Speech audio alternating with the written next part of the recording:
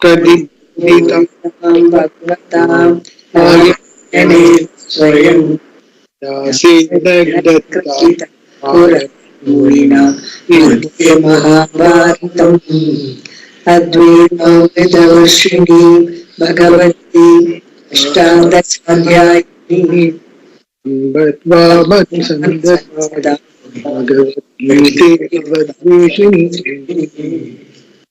So, we have concluded the 9th chapter.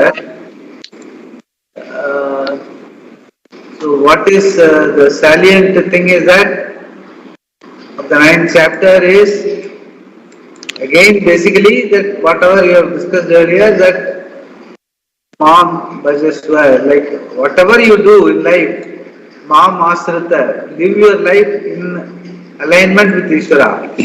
But one thing what he says is, when Swamiji says as a conclusion, hello, can you hear me? Yes, yes.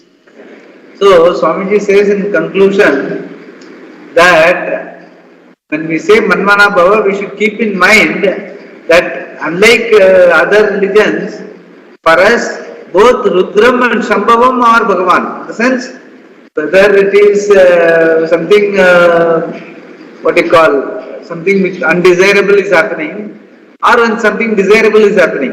Both are in the domain of Bhagavan only, because we know that karma, because of karma only something undesirable happens, and because of karma only something desirable also happens. And both karma adhyaksha and karma paladata being Bhagavan, so everything is happening in the domain of Bhagavan. That we should keep in mind when we say Manmana Bhava Mat Bhakto Bhava. When Bhagavan says, it is all in the, everything is in the domain of Bhagavan. The whole life, gamut of life, both Rudram and Shambhavam. And that takes the understanding. That can happen only when you understand the Swarupa of you as well as Swarupa of Ishvara is one and the same. Desa Kala Vastu Aparichinnam, changeless. And whatever happens, whether you call it good, bad, ugly, or likable, not likable, and all that, everything is the changing. So the whole thing is happening in a changing situation. So changing will be like that only. Even though you call it, we name it good and bad and all that, there is not. There is only, the reality is only changing. When the Shreyas or the, what you call, the blessing is, your Swarupa also, Ishvara Swarupa also, one and the same, that is changeless. There is a Kala Vastu Aparichinnam. That both Rudram and Shambhavam has to be the reality, has to be understood. With that only the 9th chapter concludes. That's what he said. Now, in the 10th chapter, what he is going to say is, in the sense, I think there's a background to it. Swamiji will explain in the introduction itself. Arjuna asks, how do I recognize Bhagavan? Then he says, where is glory? He can recognize, wherever there is glory, he can recognize me. Like in Dharma Avruddha Kamosmi. In desire, I am Dharma Avruddha. What a desire which is not against Dharma is where Ishvara is. Like that, one by one he is explaining the vibhutis, the glories of Ishvara. So that we will see. That is how the introduction starts. You can start reading that. Yeah. Swamiji, you said Rudram Shambhavam. Yeah. Rudram means something. Rodayati iti Rudram. Rodayati means that makes you cry. Shambhavam means Mangalam. So both Rudram and Shambhavam are Bhagavan. That is how we have to. That is the beauty. That is the very uniqueness of our religion. We don't call something evil as devil, and there's nothing like that. Everything is happening in one Ishvara only, one domain only. That is what is the uniqueness. That understanding has to be there when we say, I surrender to you. Manmana Bhava Mad Bhakto Bhava. When we say that, that understanding should be there. Yeah. So we can start the 10th chapter. Hello? We are in 10th chapter. Yeah, 10th chapter we have to start. Yeah. Vibhuti Yoga, topic of glories of the Lord. Yeah. The Bhagavad Gita is both Brahma Vidya and Yoga Sastra. As Brahma Vidya can be reduced to one sentence, Tat Tvam Asi, you are that. In this you need to understand what this you is and what that is. To understand any sentence, you must understand the meaning of each word. The meaning of the word Tat is Ishvara, the cause of all. Who is the Ishvara? Tvam Pada stands for Jiva. Who is this Jiva? Enquiry into both must be done. We saw that the first 6 chapters of the Gita deal mainly with the meaning of the word Tvam, you. The first chapter depicted Arjuna's sorrow, which is the lot of any Jiva. Then discovering in Krishna a teacher, he declared himself Krishna's student and sought refuge in Krishna. In the second chapter, Lord Krishna teaches him what Atma Swarupa is. The next chapter, Karma Yoga, is also about the Jiva. The fourth chapter teaches that Atma is Akarta, which is again teaching the nature of Pratyagatma, the inner self. Then the fifth chapter deals with the Jiva's renunciation, and the sixth chapter is committed to contemplation with reference to Pratyagatma, the contemplator. From the 7th chapter onwards, there is a complete change in the presentation of the subject matter. Ishvara, the truth of Ishvara, the glory of Ishvara, is a central topic in these chapters. That is the next 6 chapters. The 10th chapter of the Gita, called Vibhuti Yoga, presents the glories of Ishvara. Even though he is all pervasive and is everything, still the glory of Bhagavan is visible whenever there is a ray of glory. Wherever there is a ray of glory. In India, in ancient times, any good place was dedicated to Bhagavan. A confluence, the coming together of 2 rivers, is always a wonderful sight. Therefore, you will find a temple. Any mountain top, from which there is a scenic view, will have a temple. On Rameswaram, the island is a temple. Kanyakumari is an excellent place where you can see the merging of the 3 bodies of water, the Arabian Sea, Bay of Bengal, and the Indian Ocean, each with its own color. It's a great sight. There you find only a temple, no palace or secular monument. In the 7 hills of Tirupati, there is the famous Balaji temple. The Himalayas in Badrinath, there is a temple. The big snowy peak of Kailasha is itself worshipped as Lord Shiva. Any unusually good spot, in any spot where the glory of nature is very evident, there is a temple. Even if you build a temple on a very common site, with its exquisite sculptures and imposing towers, it becomes a beautiful place. So any place of glory or beauty was always given to the Lord because it is His beauty. Shankara introduced this chapter called Vibhuti Yoga, saying in whichever situation, in whichever object there is some glory, Bhagavan is to be contemplated upon and appreciated. The truth of Bhagavan is not easily understood and therefore must be told again and again. Repetition is valid as long as something has to be understood. If it is to be believed, repetition is meaningless. So Sankara validates the repetition. It is not simple repetition enough, though there is an elaboration which also reveals the style of teaching. What you say in passing in one place, you expand upon in another. Previously, the Vibhutis, glories of Ishvara, were pointed out in passing and now they are taken up as the main topic. This is how the whole teaching is. In order to cover one topic, we may have to touch on another topic briefly and reserve it for later discussion. Here the topic of the glory of Bhagavan is discussed. There is nothing that is not Bhagavan. That is what is going to be here, going to be told here. In whatever situation, if there is some glory, there the glory of Bhagavan is to be recognized. Something beautiful is not taken merely as a beautiful thing.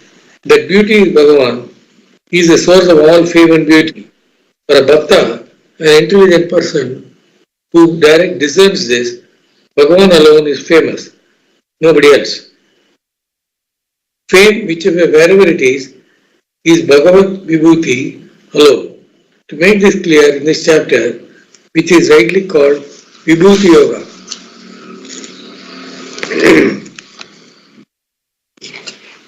Verse 1. Lord Krishna explains why he is going to repeat what he has said. Sri Bhagavan Uvacha Bhuya Eva Mahabaho Shruname Paramam Vasaha Yaddeham Priyamanaya Vachyami Hitakamyaya. Sri Bhagavan, the Lord, Uvacha said, Mahabaho, O mighty armed Arjuna, Bhuyaha Eva, indeed again, Shrina, listen, me Paramam Vasaha, to my words, which reveal the limitless, yet which Te Priyamanaya, to you who is pleased by my words, Ida Kamyaya, for your benefit, Aham Vakshyami, which I will tell. Sri Bhagavan said, indeed Arjuna, the mighty armed, for your benefit, listen again to my words, revealing the limitless, which I will tell you, who is pleased by my words. Mahabahu means literally the one who has two long arms. But here it means a man of might, of glory. Bhagavan is going to talk about his glories, and by addressing Arjuna Mahabahu, he is trying to say, the glory that you have belongs to me. That is what he wants to prove.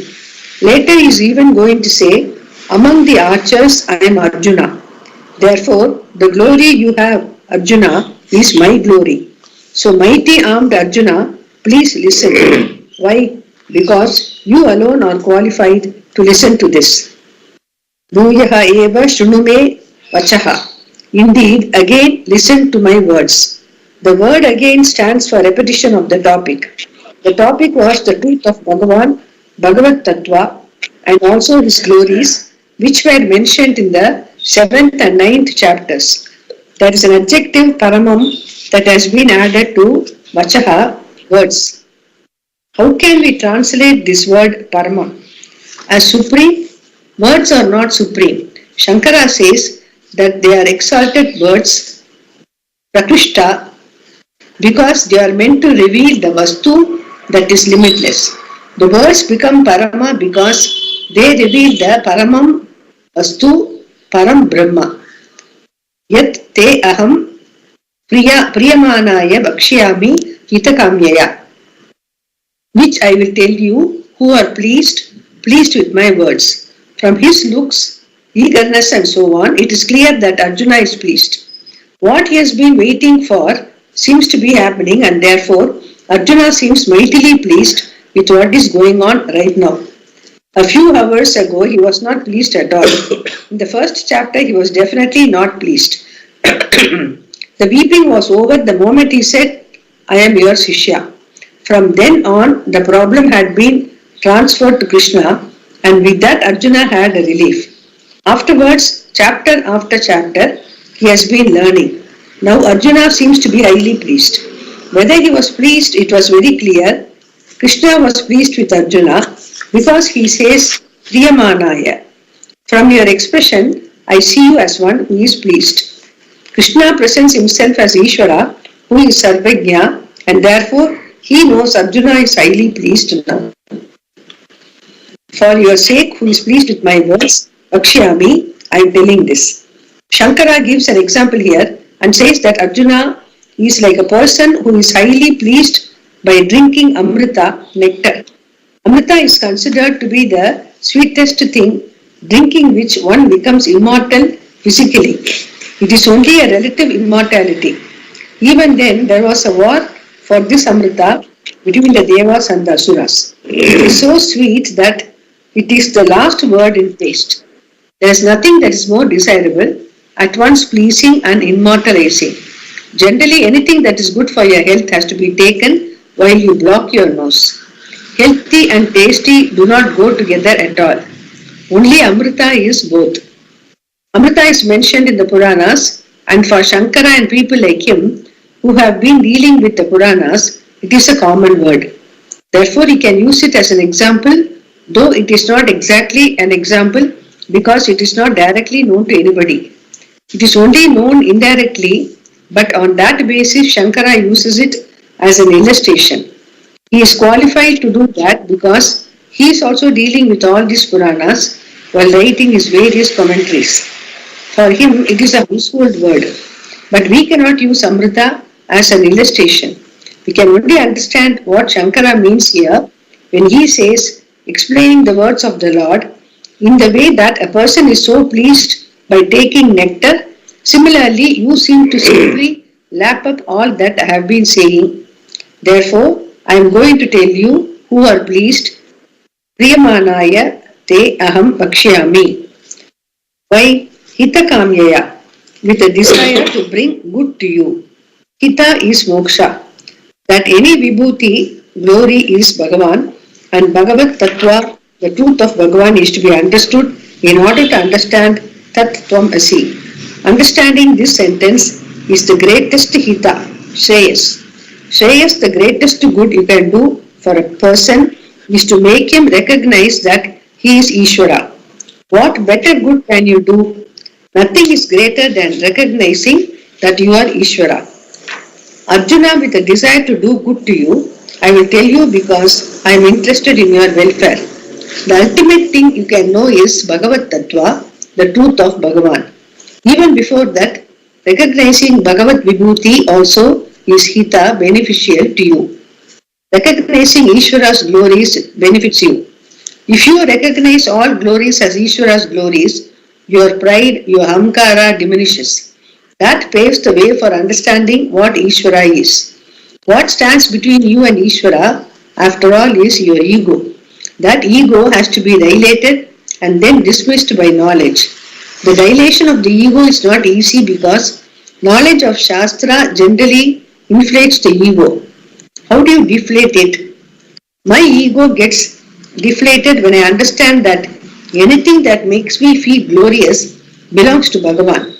If I say my precious wealth is something that I have gathered with great effort, I cannot say it belongs to somebody else. It is my effort. That is how I become possessive. The sense of ownership gives me some kind of self-esteem. But the very fact that I require self-esteem shows that I do not have much of it. So how am I going to part with my hard-earned accomplishments and say that the glories belong to Bhagavan? You do not have to part with anything. Suppose a person is capable of thinking properly. That clarity in thinking is a glory. It is not an ordinary accomplishment. It is the highest achievement you can have as a human being. There is nothing more beautiful than clarity in thinking. If there is such a capacity enjoyed by a given person, then there cannot be pride about it. There can only be appreciation of Ishvara. That very clarity of thinking should help you recognize that all this belongs to Ishvara. There is no personal accomplishment at all. Everything is Ishvara, and whatever glory you have is Ishvara's glory. That recognition does you a lot of good, hita, even though it is relative. So this Vibhuti Yoga benefits you in a twofold way. It reveals Bhagavad Tattva, the nature of Bhagavan, whereby you recognize the full meaning of the sentence Aham Brahmasmi, I am the Lord. That is the ultimate hita called Shreyas. But in order to get Shreyas, there is a relative hita necessary. If you recognize Ishvara's glory, it is altogether different. Whenever you see someone who is extraordinarily gifted, instead of feeling jealous, you can say, as I have some glories, he also has some. In him, Ishvara's glory is expressed better. When you can look at it this way, your jealousy, your pride, your inferiority, etc. will go away. You only recognize the glory of Ishvara wherever you see something beautiful. Therefore, this is a very important chapter for a seeker. To assimilate what Bhagavan is saying here is essential for maturity. Bhagavan says, only with a desire to bring good to you am I telling this. So please listen. Why does Bhagavan have to say this here? Perhaps you can get it from somewhere else. Why should he spend his time repeating, the glory of the Himalayas is me, the glory of Everest is me, the glory of Ganga is me? Some Pandit can do this. No. Pandit has to tell this and make it meaningful. He requires validity. That validity can only come from Bhagavan. Therefore, only Bhagavan can speak authoritatively of his glories. This he makes clear in the next verse. Bhagavan says, please continue. I'll read. Yeah. Verse 2. Name vidu suraganaha prabhabam na maharshayah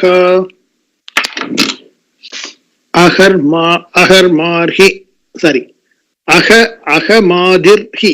Correct? Is it correct? Aham adihi. Yeah. Aham adihi devanam maharshinam cha sarvashah.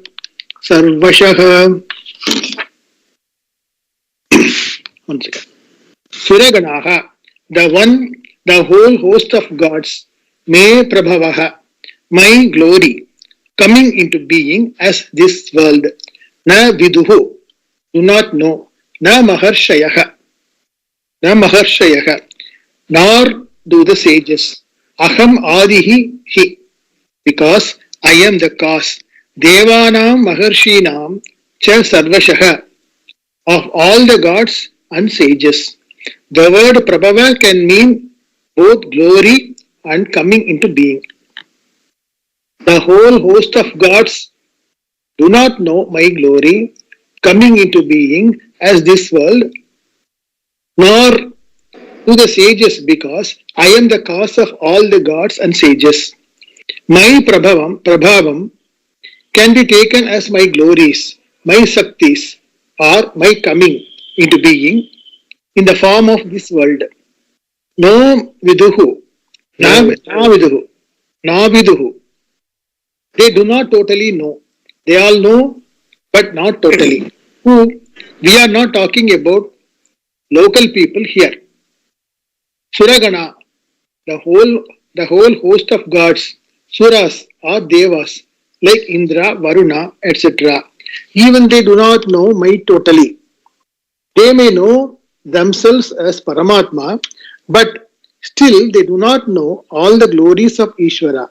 Even Brahmaji can only create, he cannot sustain, and Vishnu can only sustain, he cannot create. That is not his job.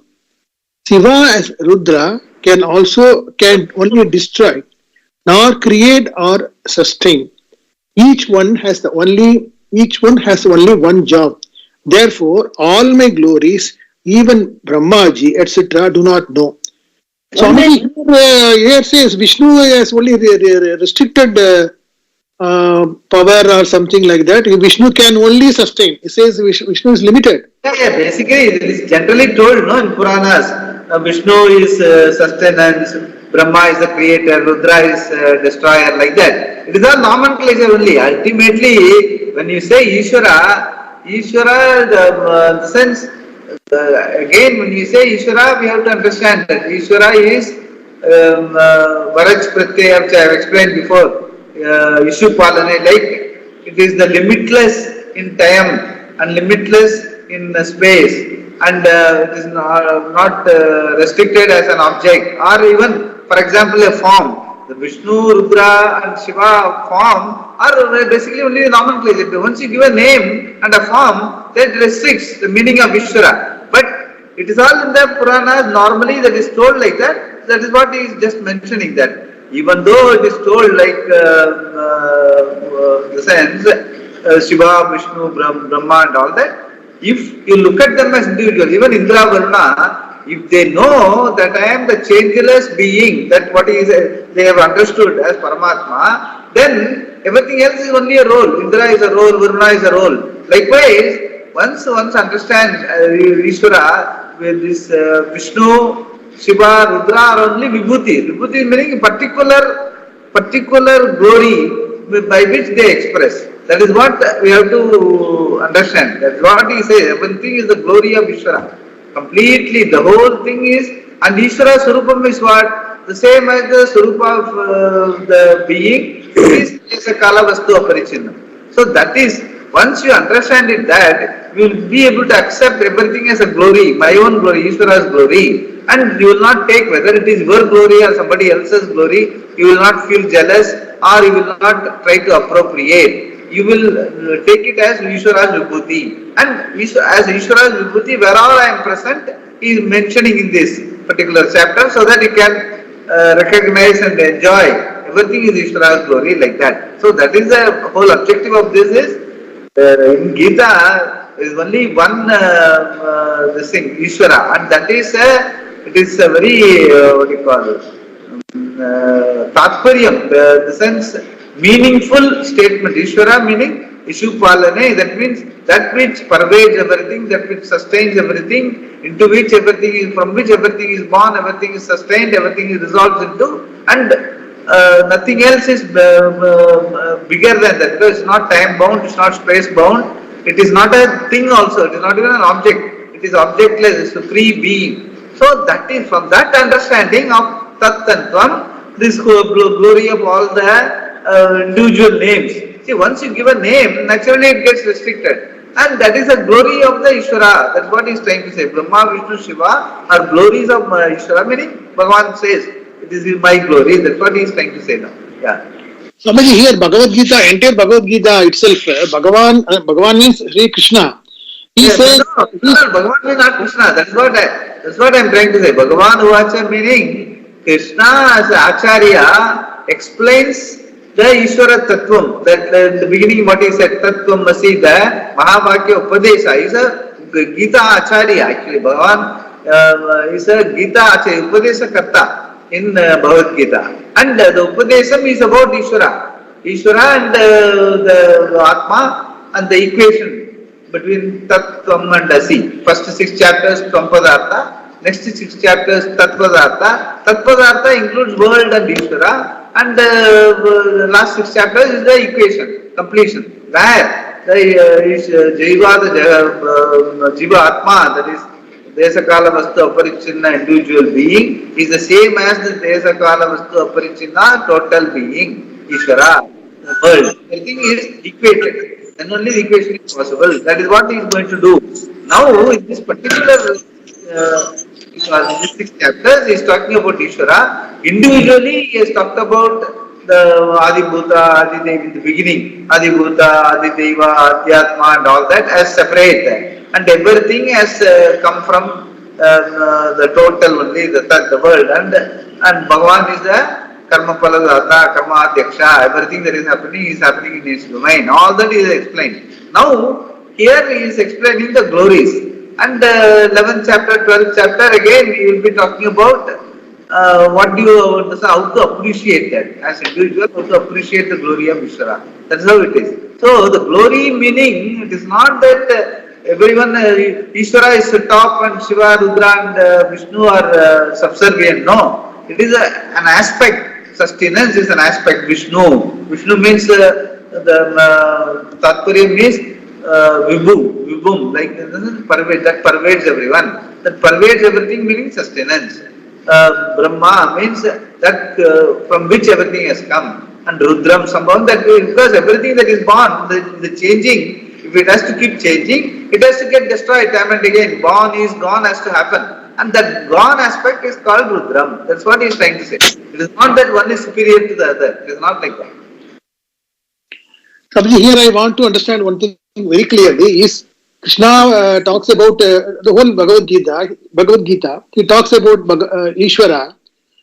So Ishvara is actually not Krishna as I thought it's Krishna only. No, it's not that. That's what I'm trying to say. He is only Gita Acharya. He is a Upadesha Karta. That is all. He is representing all the Vedas and Upanishads and all that. That is why it is called Gita Upanishad. So if you are talking as an Acharya, Gita Acharya, actually the entire avatar of Krishna, the most important part of it is the Gita Acharya. That is what generally even Shakras mentions in various places. Everything else, that Leela and Bhagavan and all are basically for bhaktas to relate themselves to, that's all. But that is not Tatparyam. Tatparyam of the entire Bhagavad Gita as well as Krishna's avatara is only as Gita Acharya. Like Rama is embodiment of Dharma, Krishna is Gita Acharya, Upadesha Karta, Mahavakyam. And like that it is. That is the main aspect of the Avatara of Krishna. That's what I wanted to say. Yeah. Ishvara is all pervading and Ishvara is beyond everything. Tatparyam. Ishvara is Ishu Palane, the Vara means top. In the sense, anything and everything you take in life is, what do you call? Is all pervaded. Means timeless, spaceless, and object. It's not even an object. So that is why it cannot be the reality of Ishvara, reality of Atma cannot be objectified. That is why it is can be only self-evident Atma. Only you can understand it. What you have to do is that you have to understand everything, the glory of that being, and everything else you see which is changing is only name and form. It is Sakale Satyam. In the sense, it appears, it is only an appearance. Whereas the reality is that Ishvara's reality and Atma's reality, and they are one and the same. That is, it is not bound by time or bound by space, or it is not bound by an object. It is not a thing. It is only a being. And ease, anything you call ease, no, that easeness is the being, and it is permanent. That is what we all want to be. We want to be always ease. We don't want to be anything changing. And we since we don't know that easeness, that being, a full being is our reality, we identify ourselves with some name and form time and again and feel less. Naturally, because that is not our reality. So we are going to feel less. Whatever be the name, Indra, Chandra, whatever you call it, everything is going to be less only. Because it has got a restricted meaning in time and space. We don't want that. We are basically, our reality is timeless, spaceless, objectless thing. It's not a thing, it's a being. So to arrive at that, the Upadesa corners and tells that whatever you take it as name and form is changing. And whatever it is there, any glory belongs to the total, that is Ishvara, that is the Desakala Vastu Aparichinnam being, Paramatma, which in the beginning he said, as part of the equation. So even Indra, Chandra and all, they may know themselves as Paramatma, that's what he has said. If they know, then they are Mukta Purushas. Otherwise they will feel restricted. That is why in Kena Upanishad it was told they were afraid of the Yaksha, because they have not understood that their Sarupa and Ishvara Sarupa are one and the same. Because they felt isolated, they are afraid. So anyone however high and mighty, if he doesn't understand this, that he is not alienated from Ishvara, the total, the being, then he is going to feel afraid. Then there is likelihood that he will do some adharma. That it's not possible to do dharma always unless you don't feel, unless you understand that you are totally aligned with the totality. You are not alienated from Ishvara at any point in time. Only such a person can be a dharmic person. So we can, even though we start our life with dharma and adharma values and all that, eventually all that has to lead you to this understanding that you are totally aligned to Ishvara. You are not alienated from Ishvara. That understanding will come only when you understand the reality, your Swarupa. Your Swarupa is Atma. Atma is our being. It is Desakala Vastu Aparichinnam. That is what the first 6 chapters talk about. The next 6 chapters talk about Ishvara, this Tatpadartha and the world. And the reality of that Tatpadartha and world also is the same Desakala Vastu Aparichinnam. Everything else is only name and form. And the glory belongs to Ishvara. That is what he is now. Even though he has told it in between Paramatma and all that explaining when he is talked about the 9th chapter, here he is talking about individual, wherever he has told Paramatma and left it like that, he is taking those cases and say how he is Paramatma, meaning how the glory belongs to Ishvara only. That he will take in individual names and then explain. That's what he is going to do in this chapter. That is what it is. It is also said that each and every word is Ishvara Icha. The word and its meaning, it is due to Ishvara Icha. Suppose here you say they may know themselves. So the word, the letters they and the meaning, it's only due to Ishvara Icha we will understand. So they may know themselves as Paramatma. When he says that, what he says is, if only they go beyond the word and meaning and look at themselves as Paramatma. Param means top, Atma is the Desakala Vastu Aparichinnam. So you must be able to see through the word and meaning and look at oneself as the being. Like I had given the example of flower. In the flower, the glory of the flower is that easiness alone is the glory. Everything else is changing. Like Swamiji used to say, take a flower in hand, he will pull a petal and say, is this flower? No. You take a bud and you open it, is this a flower? No. Is this a flower? No. Fragrance. If you extract the fragrance, is the fragrance a flower? No. When all of them are put together and through putting together is done by whom? The all-knowing being, the easiness, which is not available, which is a Chaitanyam, which is not available for individual intellect and all that in Chaitanyam, which puts it together and presents to you, and you only name and give a name and form and enjoy it, that's all. Whereas the reality of that is the Chaitanyam, the easiness, flower is, and what puts together all the flower, petal, stem, root, everything, putting together is done through the creative intelligence of Chaitanyam. So Asti is the easiness, Bhati is the Chaitanyam, the creative intelligence, and Asti, Bhati, Priyam, and it is the Ananta. The Ananta means the glory of that being, the Anantatvam, Anandam belongs to again that being only. It is nothing to do with the name and form of flower, because if you look at it as flower, it will be there in the morning, it will go in the evening. It will change, it is changing. Appearance as a flower, you can enjoy it only for some time. Whereas the easiness, if you appreciate that the glory of the flower, the easiness, the creative intelligence and the beauty, everything belongs to Ishvara, then that understanding will stay with you. That is precisely what is the Vibhuti of Ishvara. Whereas the flower is only name and form. Likewise, all of us, if we identify ourselves with my name and fame and qualification and all that, that will keep changing. That will all be relevant only for some time. Whereas that I am the awareful being, the easiness, it stays with you even after you leave. Because the easiness is the reality of the being. That is what the Vibhuti of the Ishvara. So here individual aspect he will take and explain how it is the Vibhuti of Ishvara. That is what he is going to do in this particular chapter. Even Brahmaji can only create. He cannot sustain. And Vishnu can only sustain. He cannot create. That is not his job. Shiva and Rudra can only destroy. Shiva as Rudra can only destroy, not create or sustain.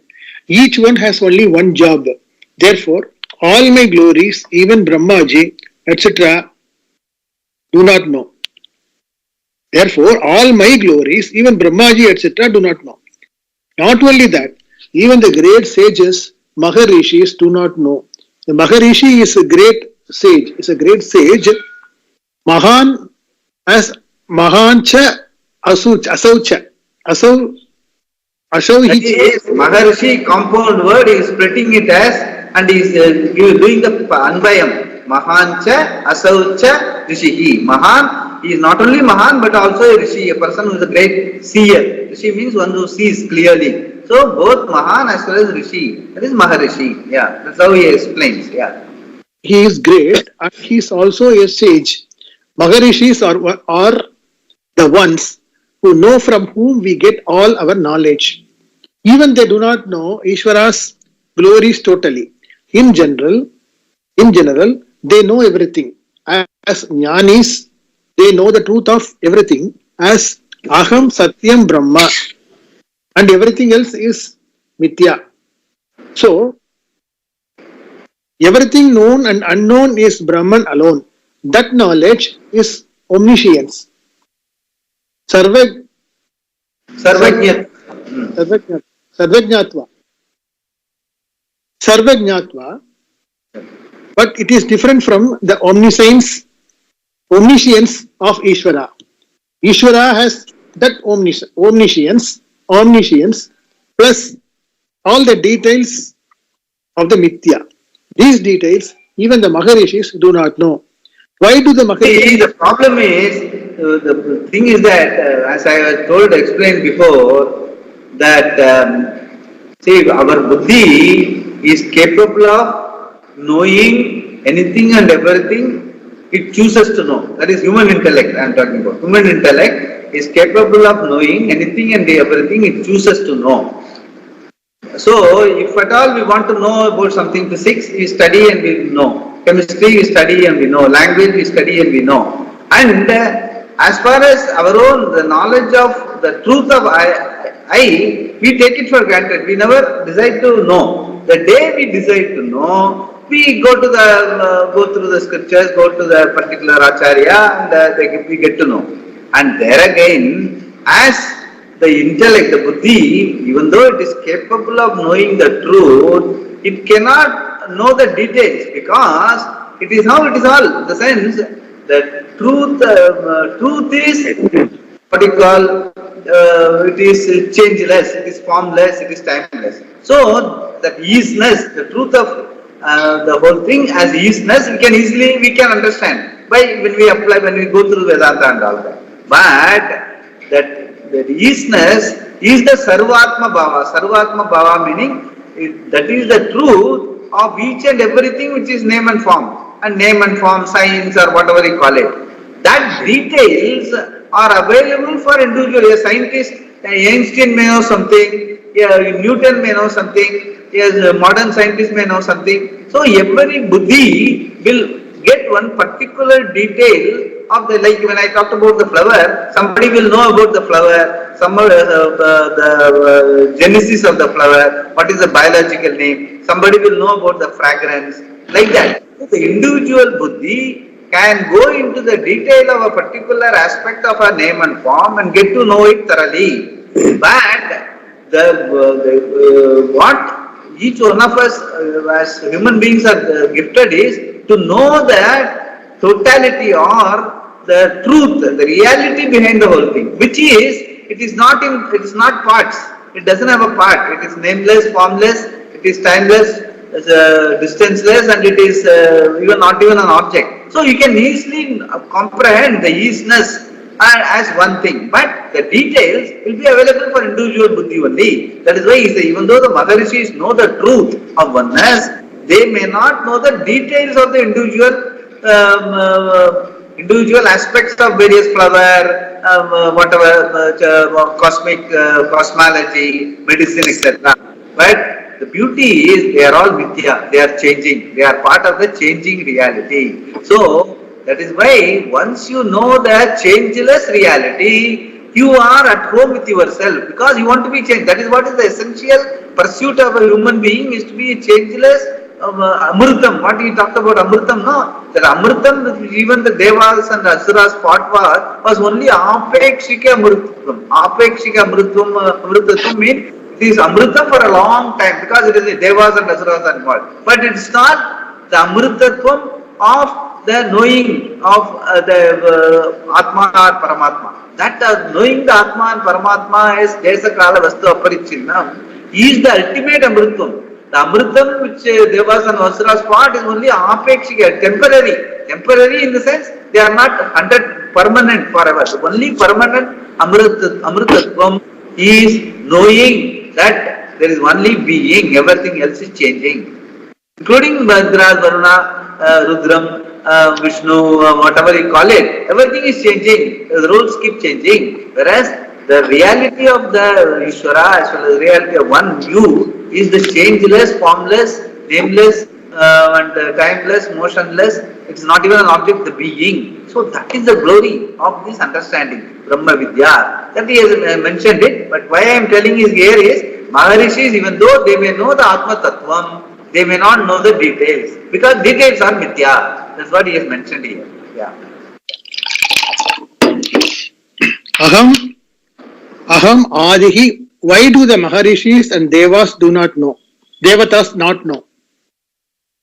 Aham Adihi Devanam Maharshinam Sarvasaha.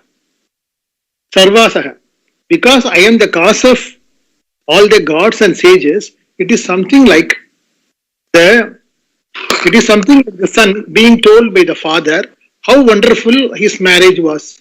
If it went on for 4 days, on the first day, Bhanumati danced. The second day, Aryakudi Ramanujam sung. The third day, Maharajapuram Santanam sang.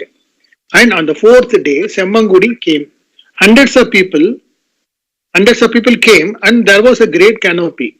On being told all this, the son asked, "Why didn't you take me?" How can the son know all about the marriage directly, even though the father describes it so thoroughly? He can only have indirect knowledge born of a description in words. Words that have their own limitations, experienced both by the speaker and the listener. Words are not always understood as they meant. The limitations of language on the part of the listener and the speaker edit, abridge, and distort the very experience that is being described. This is the problem in indirect knowledge. Because he was not there at that time, the son cannot have the same knowledge as the father. Similarly, Krishna says, all these devas do not know. My glory is totally because I am the cause of all these devas and all these maharishis. As the creation is presented in the Shruti as coming about in various ways, straight away, Yugapat, everything comes simultaneously. Everything comes together simultaneously. Yeah. Yugapat. Everything comes simultaneously from Bhagavan, or it comes in this order. First Akasha, then Vayuhu, then Agni, and afterwards the grass elements, Sthula Bhutas. An order is pointed out here. Or first comes Hiranyagarbha and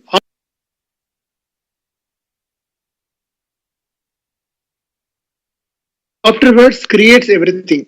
There are many modes of creation mentioned in the Shastra, but anyway you take it, I am the cause, Aham Adihi. In that there is no option at all. Whichever way you look at it, I am at the beginning. Since I am the Adi, the cause of both the Devas and the Maharishis, what can they know about me? Everything they know was taught by me, and all that I know, they cannot know. Here, Bhagavan is nothing but nothing. Is pointing out that he is the most qualified to talk about his own glory or vibhuti. Why only Bhagavan alone is qualified to tell his glories? The Maharishis are the human beings, even though they are endowed with great powers, they are only mortals or jivas. So are the devas. That is why all of them cannot know my glory. Prabhava usually means creation, but in keeping with the subject matter of the present chapter, Shankara explained that it refers to the total Shakti or glory of Bhagavan. Then they do not know my glories, they do not know. My glory is totally, they do not know my glory is totally because they all have limited knowledge. They may be devas who know a lot more than the mortals here, and the rishis definitely know a lot more than any other mortal. But from the standpoint of omniscience, Sarvajnatva, all of them are limited knowledge, kinchitnas. Kinchit means little bit. Kinchit nyas. Nya means knowledge. Kinchit nyas of limited knowledge. Yeah. That is why they cannot know my glories totally, much less can they talk about them. Only I am qualified to talk about them. This is called praise, prasamsa of the subject matter. When I am going to tell you, only I am qualified to talk of it. Thus, Lord Krishna introduced himself as Ishvara here. Whether Krishna presents himself as Ishvara Avatara or Vyasa presents him as Ishvara, it does not really matter to us. Krishna is Ishvara. Swamiji, here it says contradictory. Krishna is Ishvara. Yeah. That is, Krishna is presented as Ishvara. In the sense, reality is only Ishvara. Whereas, like what I was telling, no, beggar is Amitabh Bachchan. Amitabh Bachchan is not beggar. That means that what is the reality? Amitabh Bachchan is the reality, no? Beggar is only a role. So, Krishna as a Acharya, Gita Acharya is only a role. Whereas, what he represents is the Ishvara Tattvam. That is, the Tattvam which we are talking about in the next 6 chapters, no? These 6 chapters, 7 to 12, is the Ishvara Tattvam, Tatpada Atta, that is being talked about. And Krishna is a Nimittam in the sense, he is a Gita Acharya, he is from Ishvara's words, Ishvara as an avatara, Krishna as Acharya, he is explaining to us the Ishvara Tattvam. That is how it is. So Krishna is Ishvara, Ishvara is all put together. Krishna is only avatara. No? Avatara means what? It is got a specific role of a Gita Acharya, Gita Upadesam. In a specific form he comes and gives the Upadesa. That's all. So Ishvara means Ishvara is not even a concept. It is the reality. Reality means Desa Kala Vastu Aparichinnam, which I have been always explaining. The whole Gita's meaning is it is a being. It is not even a thing. It is cannot be objectified. It is a being. That obviously by that understanding we know that there nothing can be improved upon or nothing can be negated about Ishvara or about Atma or Paramatma for that matter. That is the Tatparya. Whereas Krishna is a charioteer, Gita Acharya, creating a context, is sitting on the chariot and explaining to Arjuna. So, Gita Acharya is only a role. Avatara is only a role. That's what he is trying to say. So, it doesn't really matter to us. He is explaining the Tatparya of Ishvara. That's what he is trying to say. Vyasa's presentation only, no? When it comes from Bhagavan Uvacha, then our Shraddha becomes manifold. That is the idea of the whole presentation of Gita.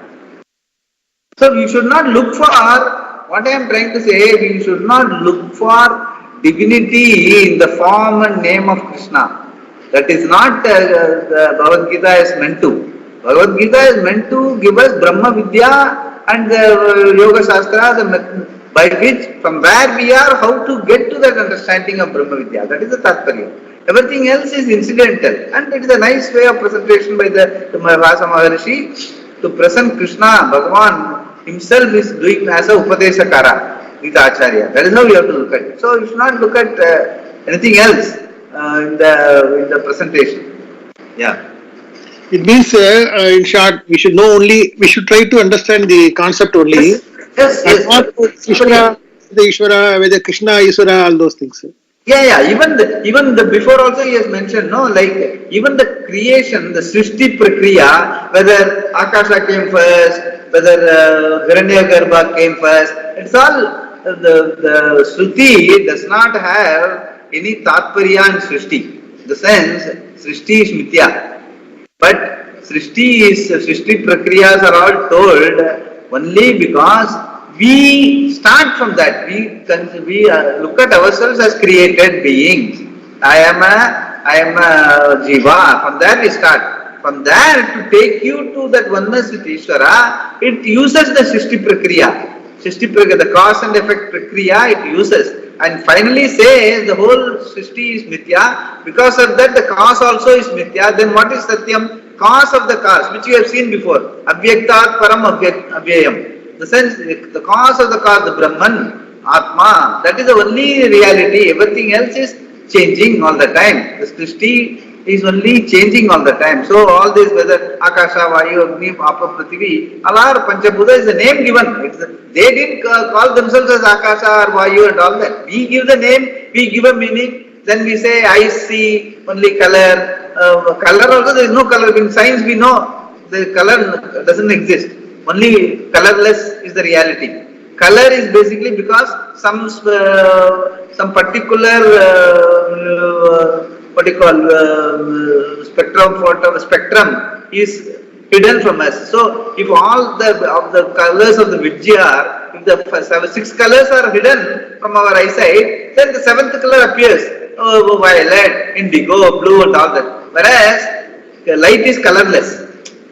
simple science will know light is colorless. Whereas we see color because the light, because of the diffraction and all that, it gets diffracted, and so we start seeing various colors, blue, red and all that. In the same way, the reality is only being, isness. Desa kala vastu aparichinnam. We see different names and forms, we identify ourselves right from birth with this name, this body and all. There is no body, there is only space. Actually, the sense of touch runs through the epidermis, which I has explained also before. The sense of touch runs through the epidermis of our whole body. So, because of that, there is a sense of touch. So, we think we are restricted only up to this body. That is, I am this body only. Body is you, that is given to you, so that you will take care of it health-wise and take care of it cleanliness and all that. But body is you, but you are not the body.